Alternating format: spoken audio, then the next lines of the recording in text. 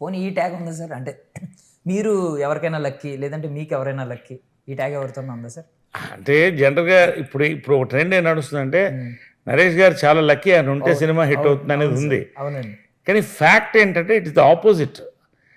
I'm choosing my good films, so అవి success అవుతున్నాయి.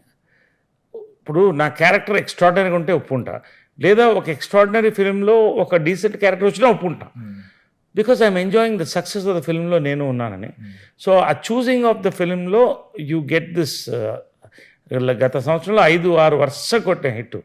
మాయాబజారు, దీంట్లో వెబ్ సిరీసు, మళ్ళీ పెళ్ళి, ఇంటింటి రామాయణ ఓటీటీలో సూపర్ హిట్స్ అయినాయి, సామాజిక అయింది. ఇలా లైన్గా వి సక్సీడెడ్ ఒక 1 year. అంతకుముందు కూడా వరుసగా సక్సెస్లు పడినాయి. So I believe in choosing the right films or the right character. So relationships ముఖ్యం. ఇప్పుడు నాకు రెగ్యులర్ బ్యానర్స్ ఉన్నాయి, వాళ్ళు ఒక మోస్తరు క్యారెక్టర్ చేయమన్నా నేను జనరల్గా చేయమంది కూడా చేస్తాను. ఎందుకంటే వాళ్ళు నాకు డబ్బు పెట్టారు, అన్నం ఇచ్చారు, నేను తినలేక కాదు, నాకున్న రెంటల్ ఇన్కమ్, నాకు అది కాదు, నా ప్రొఫెషన్ నన్ను గౌరవించి ఇచ్చారు కదా. సో ఇవన్నీ కూడా నేను ఎందుకు ఇవన్నీ చెప్తున్నానంటే లాంగివిటీ ఆఫ్ యాక్టర్ చాలా కష్టం.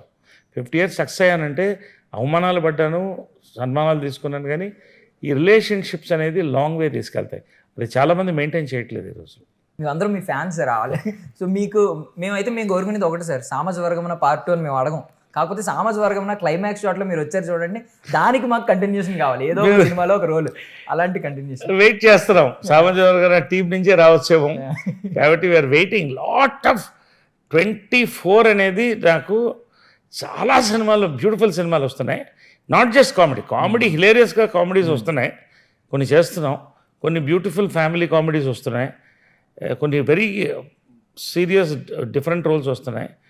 అలా మిక్సడ్గానే ఉంటుంది. ఎప్పుడైనా లాస్ట్ ఇయర్ సక్సెస్ కూడా అన్ని టైప్ ఆఫ్ అలాంటి ఫిల్మ్స్ ఇప్పుడు పెరుగుతున్నాయి. ఎందుకంటే యంగర్ జనరేషన్, ఎంత యంగ్ యూత్ మంచి మంచి సబ్జెక్ట్స్ వస్తున్నారు.